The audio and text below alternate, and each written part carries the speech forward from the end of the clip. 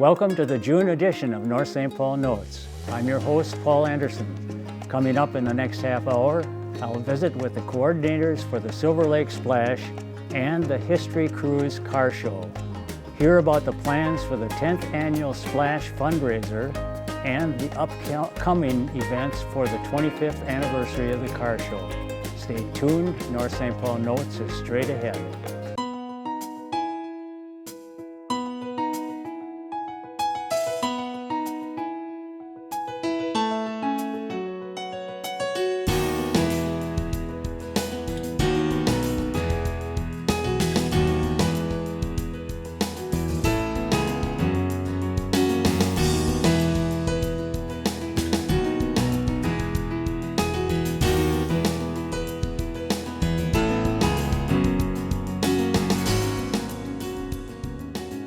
Hello and welcome to the June edition of North St. Paul Notes. We hope this show will keep you up to date on the news and events that are of interest to the residents of North St. Paul. I'm now joined by Ingrid Kohler and Rebecca Lassen, coordinators for the Silver Lake Splash fundraiser, and Paul Hulliston, coordinator of the History Cruze car show. Hear about the plans for the 10th annual Splash fundraiser and the upcoming events for the 25th anniversary of the car show. So welcome to all three of you. Thank you. You're Thanks, back Paul. again. Back Just can't again. get enough of this, can you? We love it. We love it. So And we like being on here with Paul. We always seem Yeah. to be on here at the same time I as know him. he has that misfortune that he has to appear Yeah. with us. a group like With this. us, yeah. Yeah. We're a little rambunctious times. Well, I was going to look at the Silver Lake Splash first, and of course it takes place at Silver Lake. What a surprise! Huh? Shocker. And I should caution our audience that with this group, we never know for sure what's going to happen, because a couple of years ago we had beach balls Flying around the around. room. We do have a couple of beach balls, but we're not going to throw them around. Okay, Yeah. good. Yeah, but we'll throw one surprise at you. We need you then- to be festive too. So let's get you beach ready. Okay. There you go. Now you're ready. Now we're ready for the splash. Is it coordinated enough? Yeah, looks Yeah, great. and it matches your shirt. Great. Okay. I'm sorry we didn't bring one for you, Paul. That's quite all right. At least Paul doesn't have to go through this. So there's always a surprise. Yeah, That's what I there said. you go. What is the date and time for the splash this year? July 21st. 21st? It's a Sunday. Sunday? Sunday, July 21st, 1 to 5. Okay. It's always 1 to 5. 1 to 5 In the is afternoon. is the normal time. Mm-hmm. Give us a little history of this, Ingrid. Why don't you tell us how this whole thing started? And Okay. Well, 10 years ago, as you know, because I think that's how long we've been coming to advertise on your show. That's really The city of North St. Paul was it was a rough year financially, and they were going to not have the beach be guarded by lifeguards that year. There just didn't seem to be enough room in the budget, money in the budget, so they thought they would try that, not having it guarded. And several parents, my kids were pretty young at that time, and lots of neighborhood parents were concerned about that. And for just from a safety standpoint and maybe yeah. law and order? Exactly, both Yeah, of those things. sure. We actually considered both of those. The primary concern was safety. We just didn't want to see the beach be unguarded like that because we knew a lot of kids. It was very popular to swim down there, and I think a lot of parents, though they want to be very cautious and watch their children at all times, it's sometimes easy to just look away, and we just didn't want to see any safety issues at all down there. And then the other concern was we knew that the lifeguards were really, they created structure and they created this discipline down there that otherwise wouldn't be there. Sure. Because I know as soon as the lifeguards go away, we've got people fishing there, Right. or boats coming in kind of too close, and it's just, the guards give us that structure and sort of police presence. They're not police officers, but they do create order and restore order if they need to. So we were very concerned about the idea of it not being guarded. So we kind of started this grassroots effort to have the city understand that this was an issue that was important to us and to the whole neighborhood, we thought. And the city council was very responsive, and the mayor at the time, Mayor Keene at the time, and the city council heard us and changed their decision.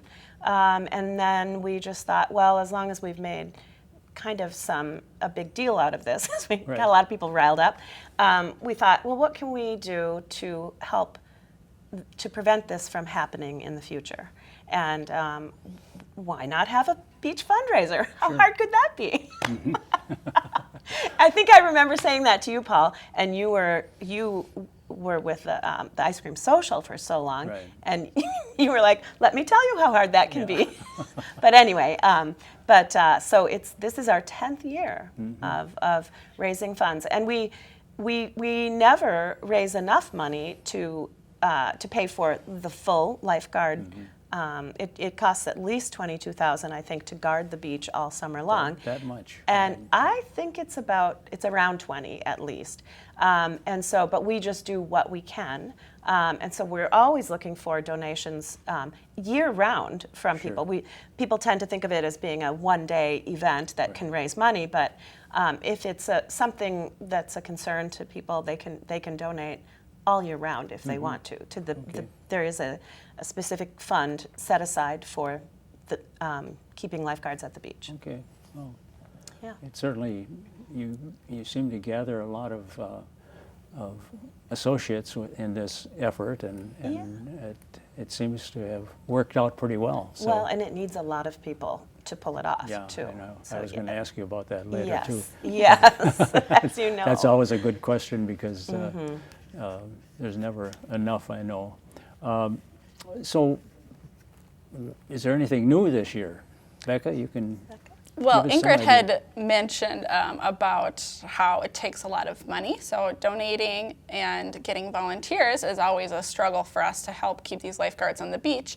And we came up with a way this year to make it as easy as possible for people to donate. So we created a website specifically for the splash, www.silverlakesplash.com. Okay. Really easy to get to. You can actually donate online right there.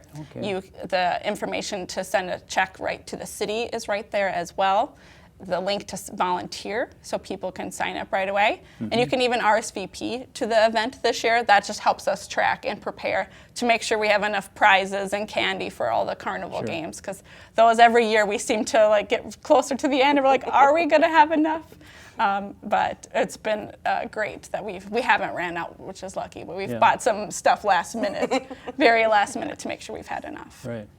Well, I know that you do need quite a few volunteers, and one of those is always seemed to be Paul.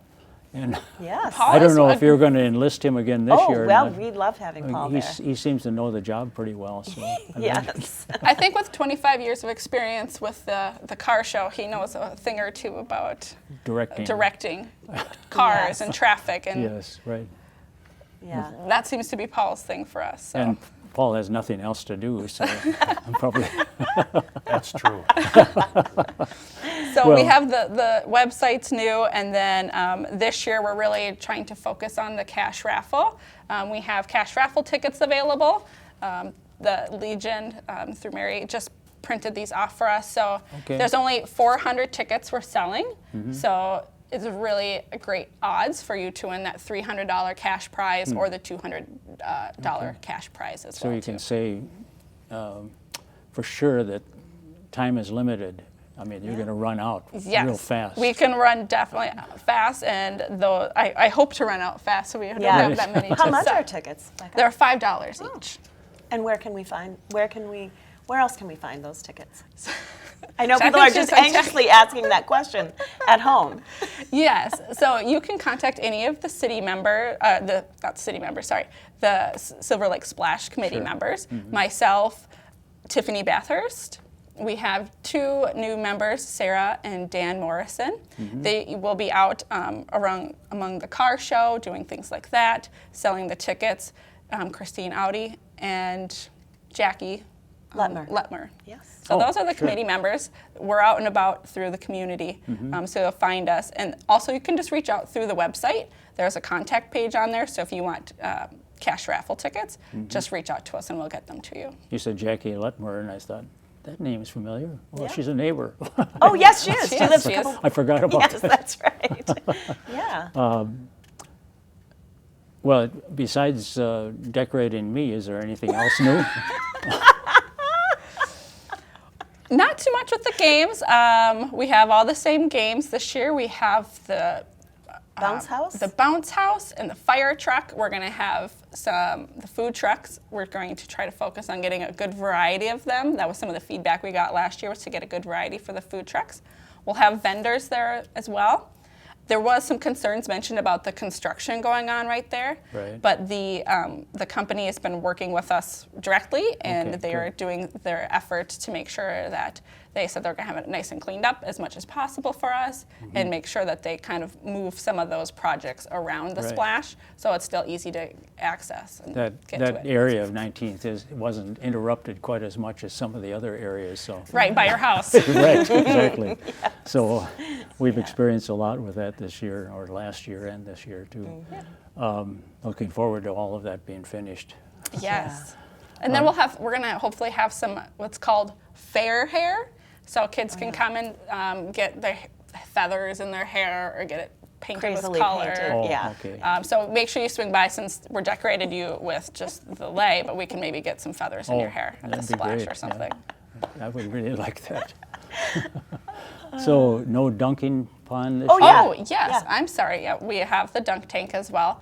We actually have a great lineup already, and you can go on the website and see everyone that is going to be lined up in the dunk tank. Okay. We'll have time slots out soon as well, too, so you can even plan down to the time that you're ready to dunk the mayor. Terry Furlong's Oh, in there. that's right. He's We have a usually- couple Yeah. city council members, Candy Peterson and Tom.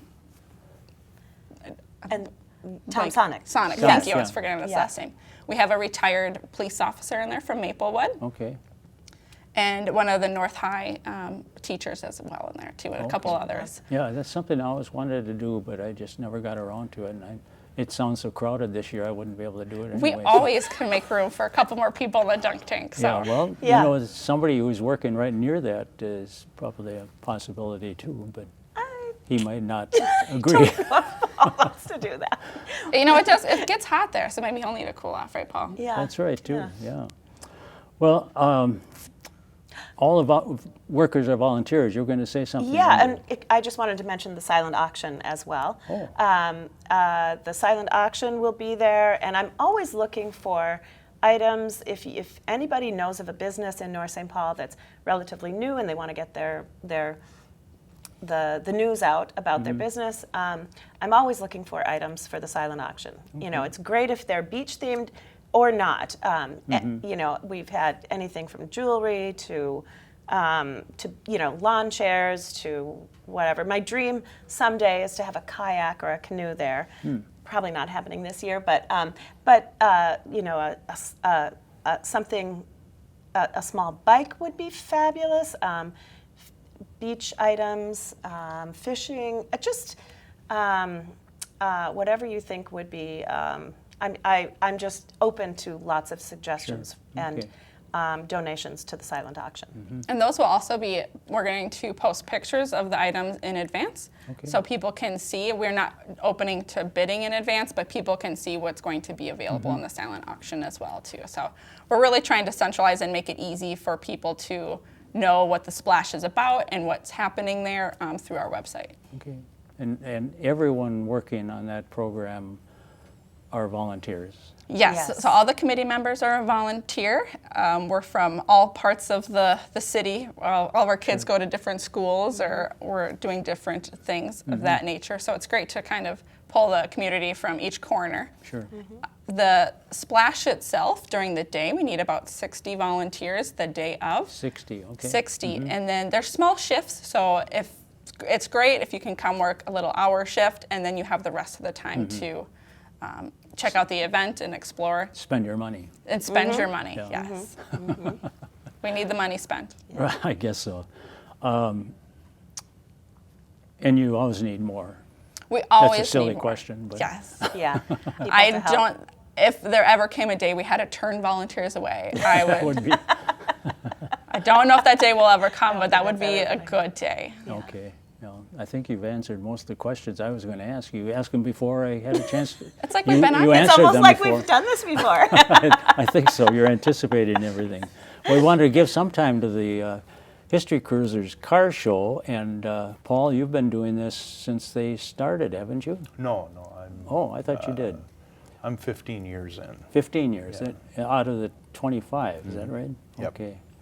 And it really started, how, just give us a little history. I've heard all of this, I know, but I forget from one year to the next. Well, John Pondrelli owned Max Dinette, Right. and John's a car guy. And he wanted to try and figure out a way to, you know, put a little more business in his diner. And so he came up with the idea of having a car show on Friday nights. He had been coordinating a car show with Crazy Days prior to that. Oh, okay.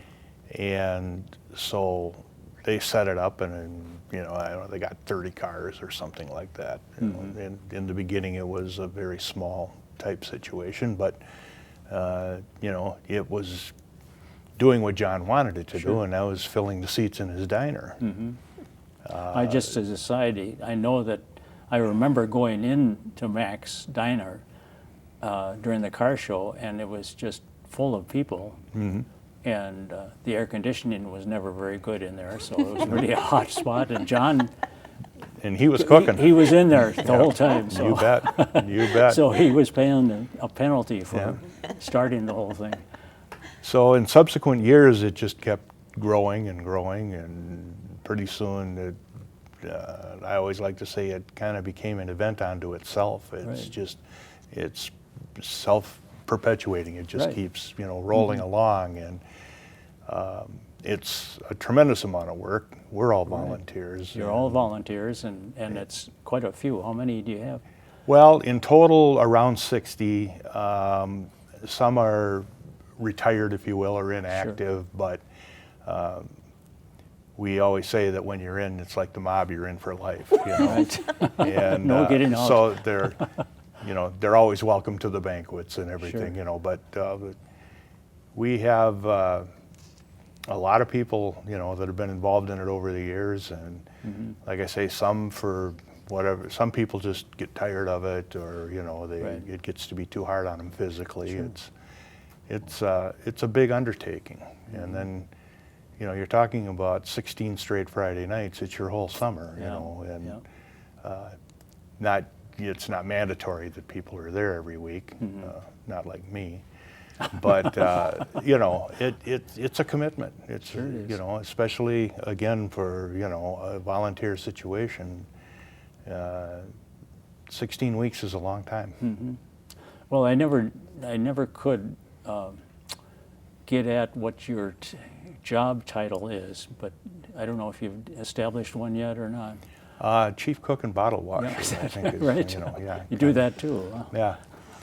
I'm just, you know, one of the coordinators. There's Okay. 5 of us, Okay. and we all just do separate jobs, but all under the same umbrella, and just try to put the show on, you know, safely, smoothly, and successfully is Sure. basically what we're trying to do. Yeah, and I think you've shown that it can be a success. And I remember in the early years when people weren't really on board, even business people on the main street were questioning why you need to do this, because it kind of interfered, they thought, with their traffic and Well, it definitely does. sure, but it's more of a benefit than a Well, hindrance. yeah, and you know, I mean, you shut the street down, it's Right. obviously, and People, I guess they got used to it, or they started to figure out how to make it work to their advantage, you know. And so it's been a heck of a ride, I guess. I guess it is, for sure.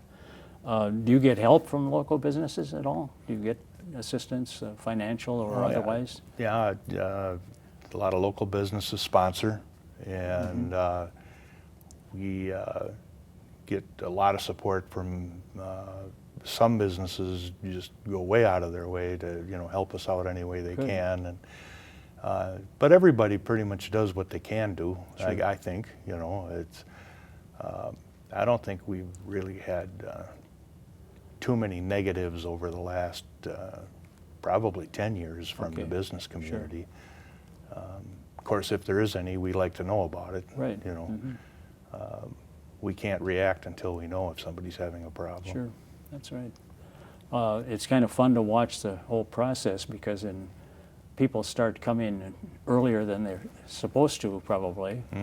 But this is to get their spot. It's like in church where people have their pew and they want to get their same seat every time. Wow, you're comparing us to church. Well, I didn't mean to, but it's not going to start snowing in here. It could. But it's interesting to watch how that works, and how people have their spot, and people get upset if their spot's taken too. I would think so. I imagine some people could even get in conflict over that sometimes. Well, some people get a little carried away, and it's the bottom line is that we try to discourage people from coming in too early, right? Simply because that does throw a monkey wrench into certain things, and right.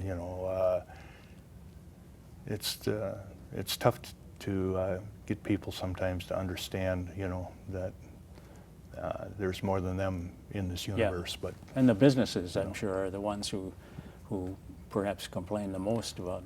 Well, there's some that they have, I mean, it's a legitimate problem. Sure it is.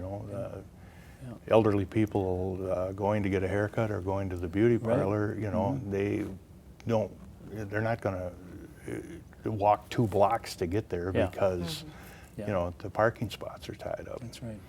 It's a courtesy thing. Sure. And all of your people working are volunteers. That's right. Okay, so it's tremendous that we have so many volunteers in a small town like this, and I think perhaps even. I think North St. Paul is kind of amazing for its volunteer support. Right. I think like you said, these are two big things that draw from. I mean, there just are a lot of people that are happy to pitch in and kind of work toward something they're passionate about. Sure. I've only lived in North St. Paul since 2016. I moved here from, I guess, I kind of circled around the metro, but my last home was in Woodbury. Okay. And I tried to be part of that community, but it was a little bit more difficult. But when we moved here, it was almost like an instant, like, oh, this feels really great. And I think a part of that is the volunteer and just the events like the car show and the splash and things that the city puts on like that makes it really have that community feel. Do you have any new features this year that you can talk about? Yeah, we have a few. It's our 25th year, as you had mentioned before, and we've got a very, very big event going on July the 12th. 3M approached us about setting up a display and demonstration trailer, and then decided that they wanted to bring in one of the people they sponsor in the automotive world by the name of Chip Foose, who was the host of the show Overhauling. This is very big for our little car show to have somebody of his stature in the automotive world there. Needless to say, there's a lot of meetings and logistics going on because of this. It's going to be a very, very big night, and hopefully it won't rain. Yeah, right. That's the 12th, you said. July the 12th, yeah. Okay. And that's going to be a very, very big night for us. Yeah. We've got the last Friday in June, we've got some of the legends of Minnesota drag racing coming to, just sign autographs and sell shirts, Sure. and they're probably going to bring a couple of their old cars. That's the tentative situation right now. So that'll be kind of a fun thing for Yeah. old people like me who, you know, remember those days. I'm glad I'm not there. Yeah, good for you. We've got our vendors returning, which is a big highlight for a lot of people. I think a lot of people come down just to eat the food. I think so. They don't come down to look at cars. Are there more vendors this year? We have a new big one this year in Candyland from Oh. downtown. Sure. Yeah, a lot of people are excited about that. Yeah, I imagine. And we'll have them as close to the absolute middle of town as we can get them, so Okay. that, you know, it's Yeah. a central location. But yeah, that's exciting. That's fun. That we've got them coming in. I didn't even know that they did, you know, remote things like that. Right. But so that's going to be big, and all of our popular ones are coming back. Good. So it's Sure.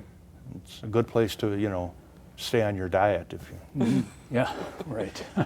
To direct my kids around that, maybe that one, the Candyland.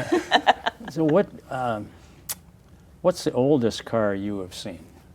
I know there are some limits, but can you think of the oldest car that you've seen come through? There's an old Franklin that's either a 1919 or a 1923. I can't remember, Okay. but that's probably about the oldest one. Not I've a seen steam. down. No. Yeah, I think Franklin did make a steam. Yeah, they Automobile. probably did. Yeah. But that's about as old as I've seen down there. And the newer cars, you can't get beyond a certain point. 1975. 75 is Yeah. the newest car that you can bring in. Mhm. Okay. So, and I should add that Paul is sort of the person who decides who comes in and who doesn't come in. Well, to a point. You don't. Oh, when you drive up? I can't be That's right. everywhere Yeah, at once. yeah. No, that's yeah. right. Yeah. Yeah. But that's a big job in itself, and a lot of time on your feet too. I may have mentioned before that my favorites are the unmodified 30s and 40s cars, and that's always fun for me to see. But I guess even if they've been modified many times, they still show some of the old features that Oh, yeah. they had. Yeah. And usually once or twice a year, the Model A Club comes down, and, Yeah. and that's always fun to look I at that just stuff. I just the other day saw, forget one of the days, maybe it was just last week or Saturday. I saw about 6 Model A's come down Margaret Street, and I couldn't figure out what are they doing here now. And They were robbing the bank. Quick Well, getaway. we should report that probably. It might be a little late now. They're probably not that far off Margaret right now. they made a slow getaway. Yeah, they got to 36 just so you can catch up with them. Yeah. They and got couldn't- stuck in that construction. Yeah, they couldn't get on the highway. Yeah. That 36 in Margaret. That was the problem. Do you have a favorite? Not really, no. You know, I've been a car guy ever since, you know, I was born, I guess. So I like them all. It's fun to see some of the unusual stuff sometimes. you Yeah, know, I imagine so. And What would you consider unusual? for a car show? Yeah, for Well, there was a 1964 GMC truck tractor that a guy brings down there. truck tractor. Yeah, it's just everything but the trailer. It's just like a semi-tractor. Is that right? Oh yeah, he drives down the middle of the street and just having a grand old time. Yeah. And I mean, that's, you know, a little unusual for a car show, Yeah. but there was, and I haven't seen it recently, but for a number of years there was a Australian-built Plymouth Barracuda, which was a right-hand drive. Oh. So the steering wheel was on the right side, Huh. which was very unusual. Yeah, You I don't imagine see so. too many of them. Yeah. But And the first year of the Splash, we had an unusual car in the water. Oh. Do you still see that same car? It's the only one I've ever seen that can drive on land and amphibian. then the amphibious. yeah, that they still come around once in a Yeah, while. I see Yeah. them once in a while. I Yeah. love that. Come That's, yeah. driving by on the lake. it's a little odd, but a lot of things happen Very that way. cool. So, Well, it's been fun talking to all three of you, and we're just about out of time, but I appreciate your coming on the program, and hopefully we'll see you next year again. Well, thank you, So, Paul. Sounds yeah. good. We Thanks for appreciate having it. us. Yeah. Oh, you bet. Appreciate being here. We're out of time on this month's show. We've been talking to Ingrid Kohler and Becca Lawson and Paul Williston. And we hope that next month you'll join us again, and we'll bring you more news about North St. Paul. I'm Paul Anderson, speaking for everyone at the City of North St. Paul. Thank you for watching.